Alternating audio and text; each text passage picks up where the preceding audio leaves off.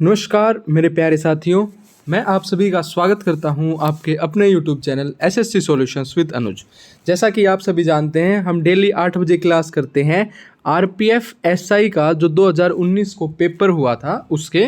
ठीक है, आज हम करेंगे 11 जनवरी 2019 की शिफ्ट फर्स्ट के 50 क्वेश्चन जो कि जीके के हैं।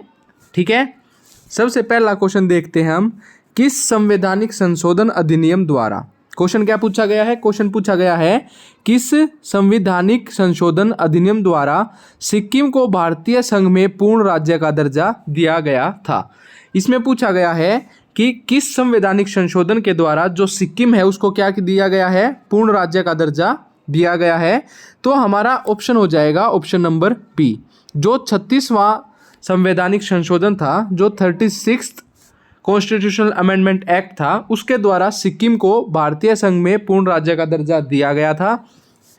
देख लेते हैं 36वें संशोधन अधिनियम कब हुआ था? 1975। आपको ईयर भी याद रखना है, आपसे वैसे भी पूछ लेगा कि जो 36th कॉन्स्टिट्यूशनल अमेंडमेंट एक्ट हुआ था कौन से ईयर में था, तो वो था 1975 के तहत जो सिक्किम है उसको पूर्ण राज्य का दर्जा देते हुए भारतीय संघ में शामिल किया गया था।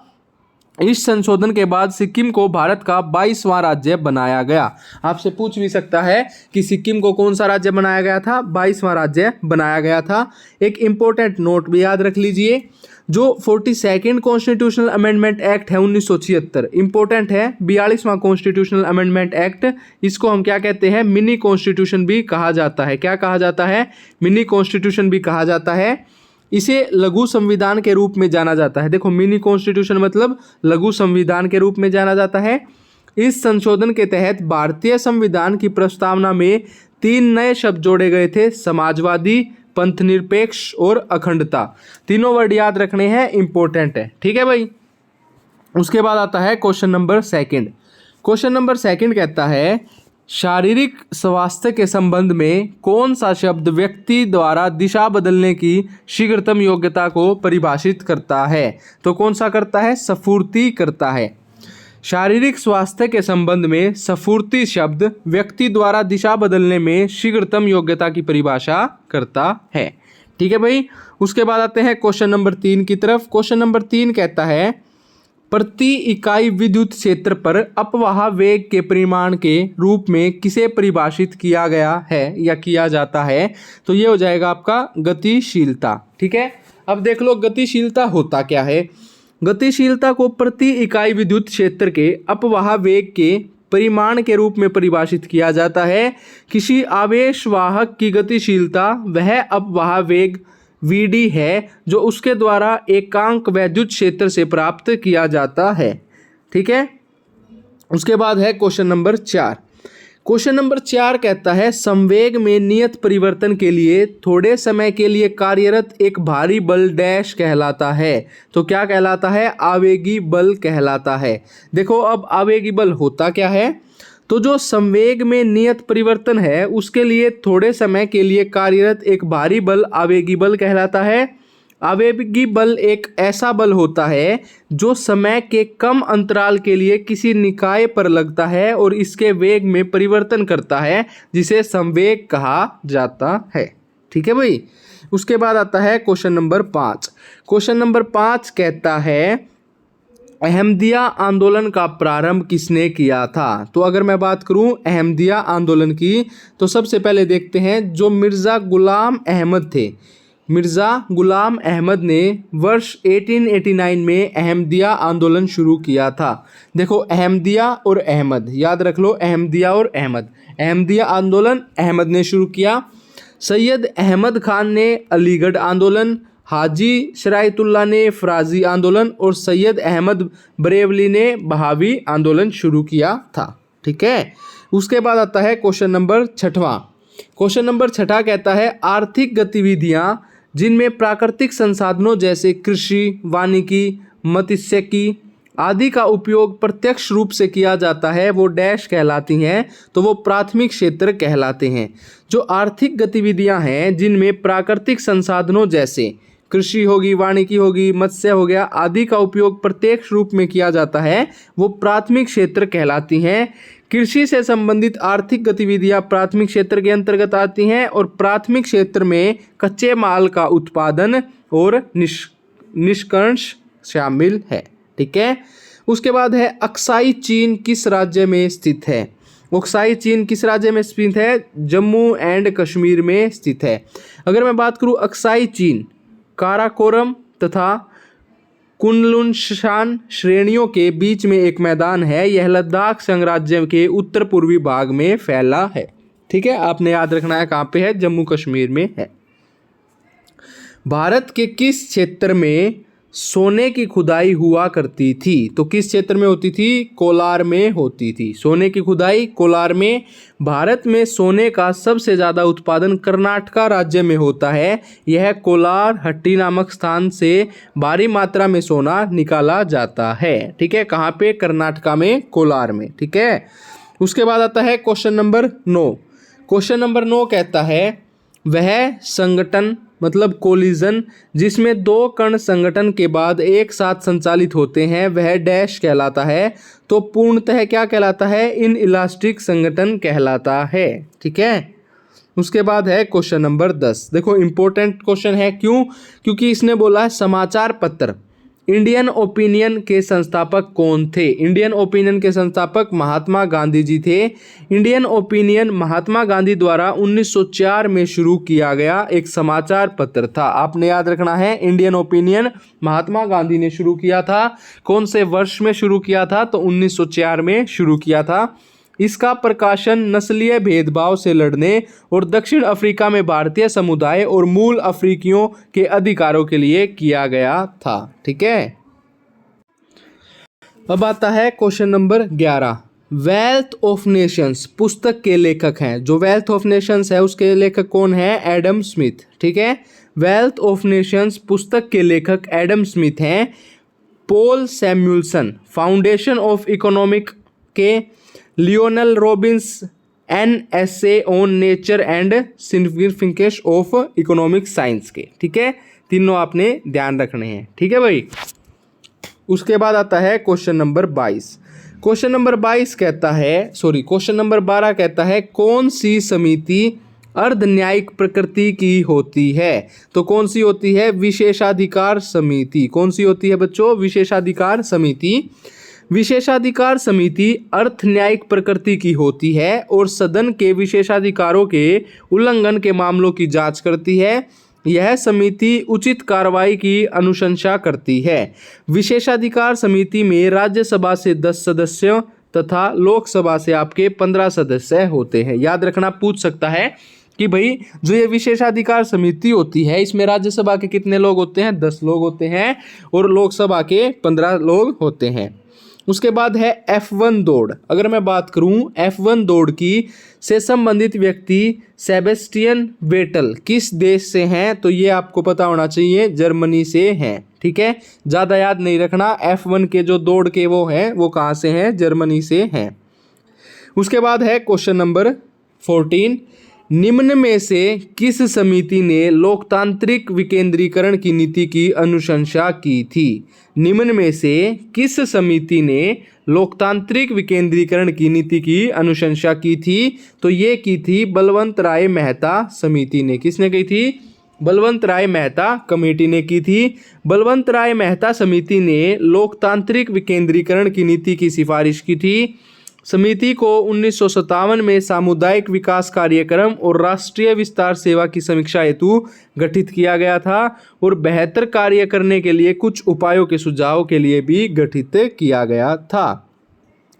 निम्न में से कौन सा ग्रह बोना ग्रह है? तो अगर मैं बात करूं बोना ग्रह की तो प्लूटो ग्रह को क्या कहा जाता है? बोना ग्रह। याद रख लो, बीपी हाई होता है ना, ऐसे याद रख लो, बी से बोना, पी से प्लूटो। तो प्लूटो ग्रह एक बोना ग्रह है। अब तक आधिकारिक रूप से हमारी सौर प्रणाली में 5 बोने ग्रह हैं। वर्ष 2006 में प्लूटो को ग्रह की श्रेणी से हटाते हुए बोना ग्रह घोषित किया गया था। अन्य 4 बोने ग्रह हैं इरिस, मैकमेक, सेरस और ह्यूमा। 5 याद रखने हैं। ठीक है भाई। उसके बाद है क्वेश्चन नंबर 16। क्वेश्चन नंबर 16 कहता है निम्न में से किस धर्म में निर्वाण प्राप्ति के लिए 4 आर्य सत्यों का उल्लेख मिलता है? तो बौद्ध धर्म में मिलता है। किस धर्म में मिलता है? बौद्ध धर्म में मिलता है। और वो कौन से हैं? दुख अर्थात संसार दुखमय है, दुख समुदाय अर्थात दुखों का कारण भी है, दुख निरोध अर्थात दुखों का अंत भी संभव है, और दुख निरोधी गामिनी प्रतिपदा अर्थात दुखों के अंत का मार्ग है। ठीक है, दुख का मतलब संसार दुखी है, दुख समुदाय मतलब उन दुखों का कोई कारण भी है, उनका अंत भी है, और उनके अंत का एक मार्ग भी है। धन विधेयक पर राज्यसभा द्वारा अधिकतम कितने दिनों के लिए रोक लगाई जा सकती है? तो ये पहले भी रिपीट हुआ है, ये क्वेश्चन देख लेते हैं। जो राज्यसभा है वो क्या करती है? केवल 14 दिनों तक अधिकतम अवधि के लिए धन विधेयक पर रोक लगा सकती है। धन विधेयक केवल राष्ट्रपति की सिफारिश पर लोकसभा में वित्त मंत्री द्वारा प्रस्तुत किया जाता है, और संविधान का अनुच्छेद 110 जो है वो धन विधेयक की परिभाषा देता है। याद रखना है 110 मनी बिल, और मनी बिल राज्यसभा केवल 14 दिनों की अवधि तक रोक सकती है। ठीक है भाई। उसके बाद है इंटेस्टिनल म्यूकोसल एपिथेलियम में कौन सी कोशिका म्यूस को स्रावित करती है? तो वो करती है आपकी गोलबेट कोशिका। ठीक है, गाबलेट कोशिका। ठीक है भाई। क्वेश्चन नंबर 19 कहता है निम्न में से किसे औषधि का देवता कहा जाता है? तो अगर मैं बात करूं धनवंतरी को, उन्हें क्या कहा जाता है? औषधि का देवता कहा जाता है।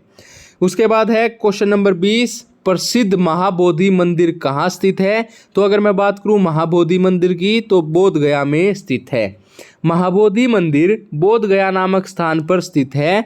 ऐसा माना जाता है कि बुद्ध ने यहाँ आत्मज्ञान प्राप्त किया था। अगर आपसे पूछ ले कि गौतम बुद्धा को एनलाइटमेंट कहाँ मिला था, तो बोध गया में मिला था।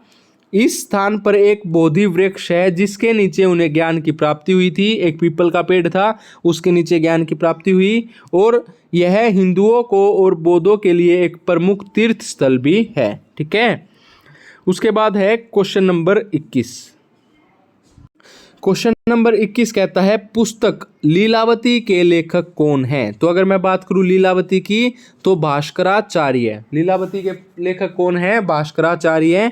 लीलावती पुस्तक भारतीय गणितज्ञ भास्कराचार्य द्वारा सन 1150 में संस्कृत में रचित की गई थी। गणित और खगोल शास्त्र का एक प्राचीन ग्रंथ है। इसमें 625 श्लोक हैं। बस इतना याद रखना किसके द्वारा और इसमें कितने श्लोक हैं।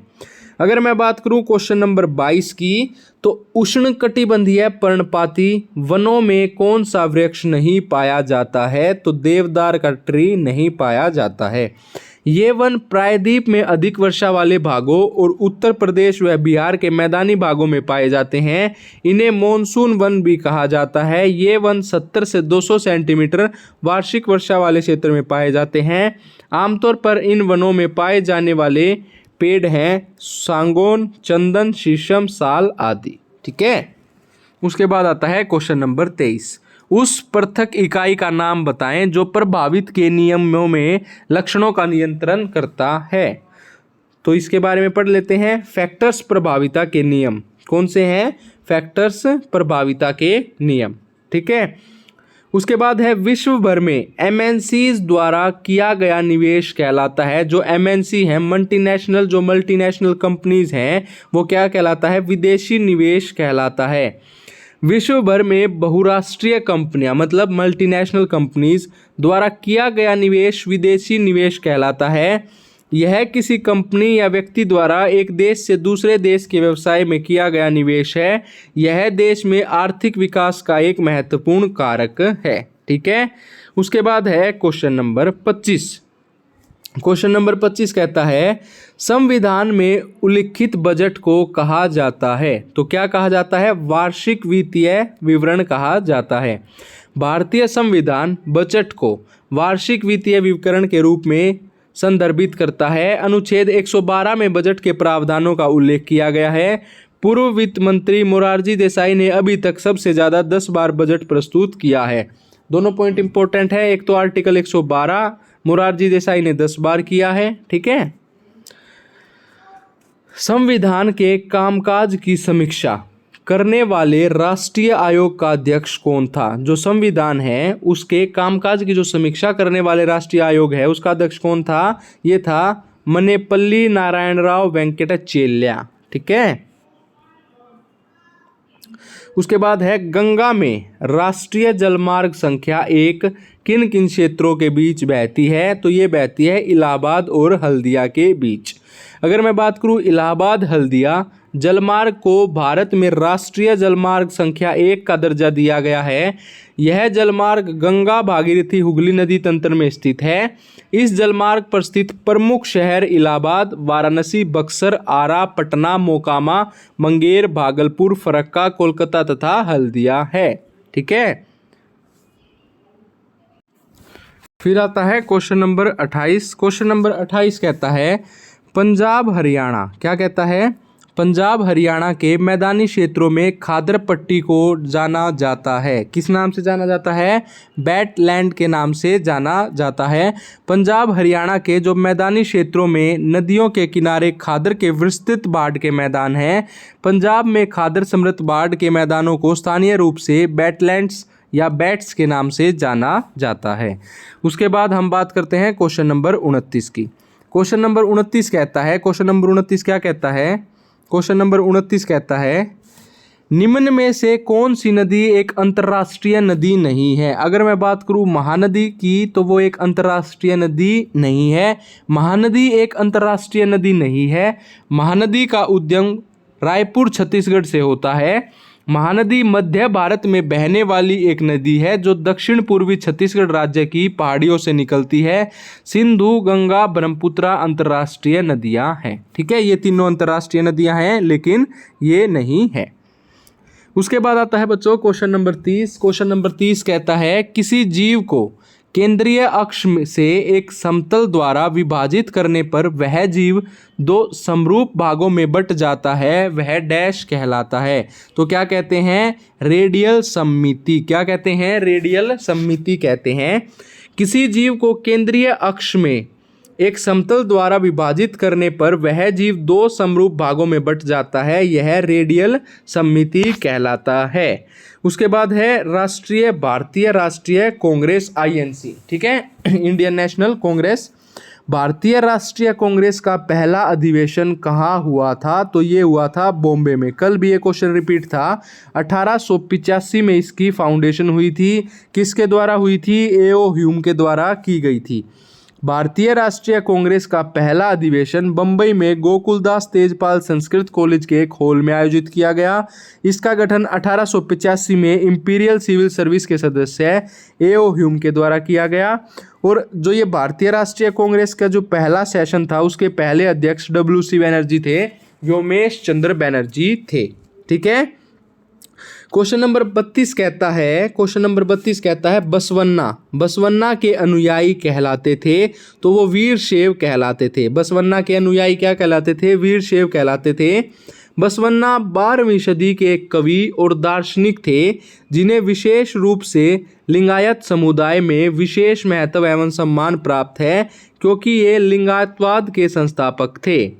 इनके अनुयायियों को वीर शैव या शिव के नायक या लिंगायत के रूप में जाना जाता है।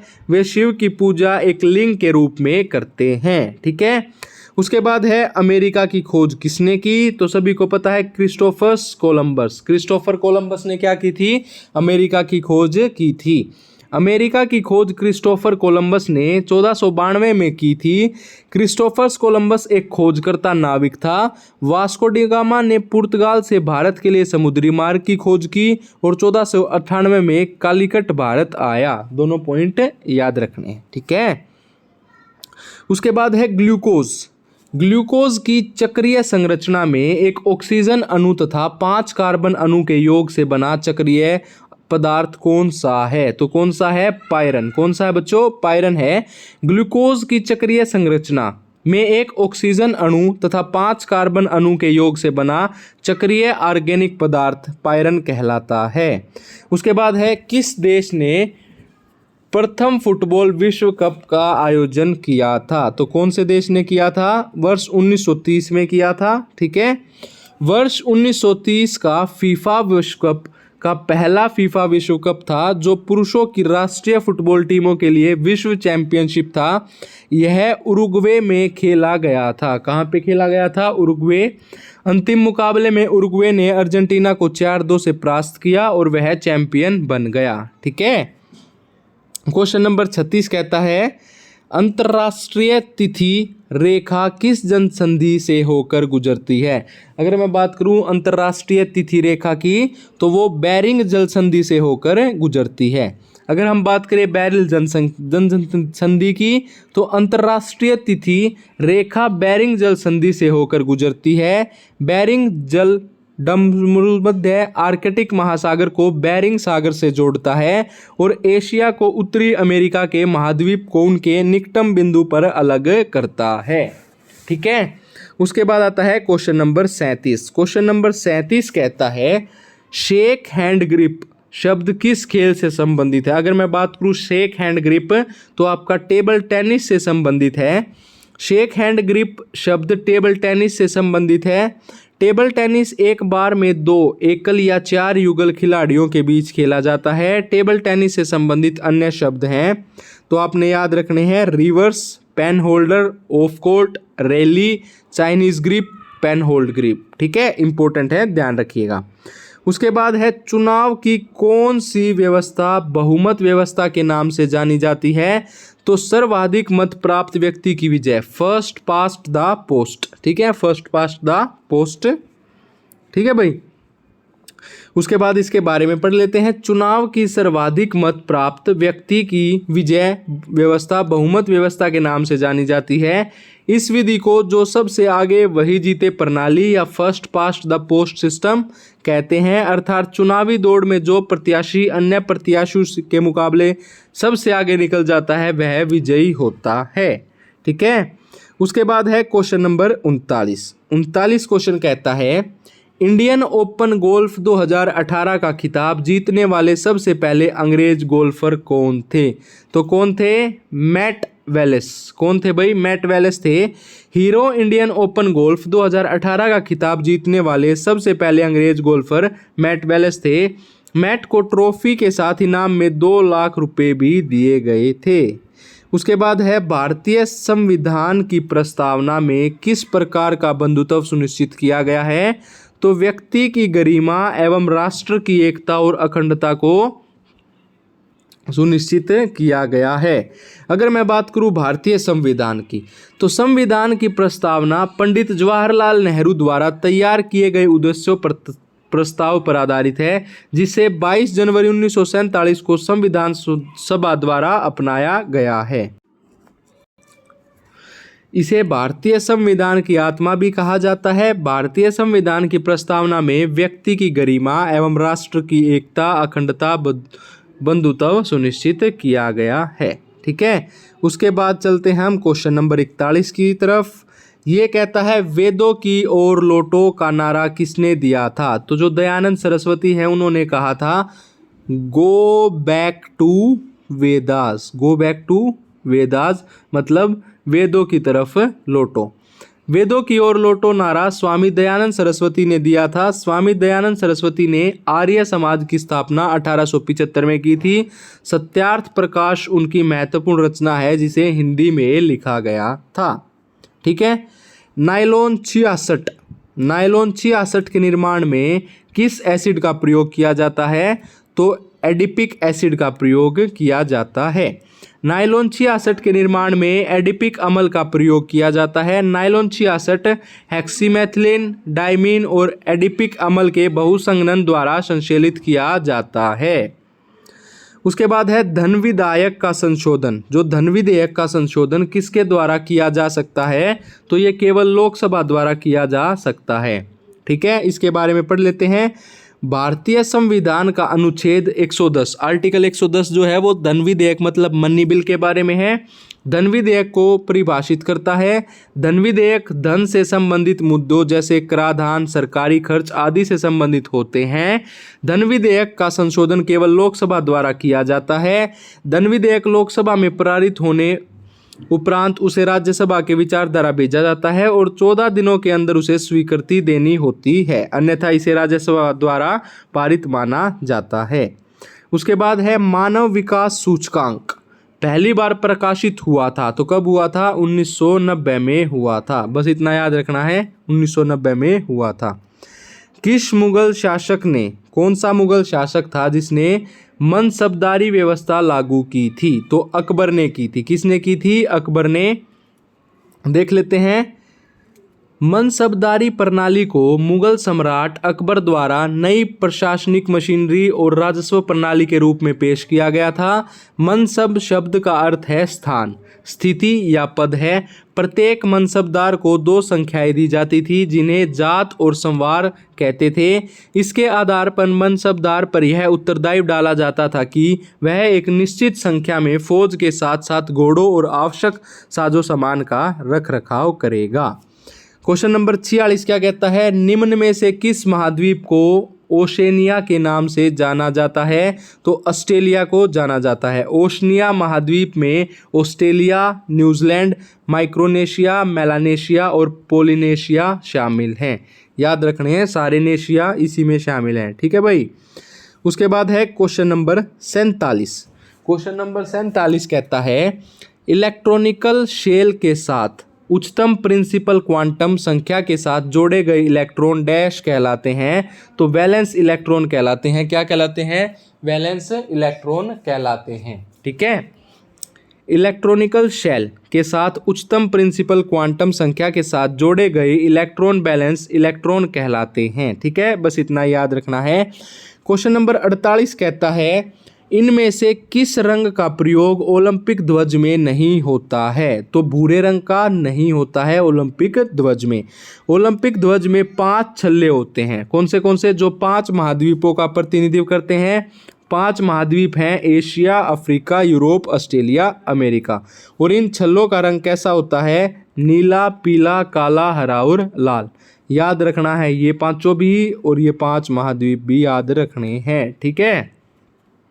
क्वेश्चन नंबर 49 कहता है अर्थशास्त्र में टर्म ग्रोथ का अर्थ क्या है? अगर मैं बात करूं टर्म ग्रोथ की तो वो है आर्थिक वृद्धि। ठीक है। अर्थशास्त्र में टर्म ग्रोथ का अर्थ है आर्थिक वृद्धि से है।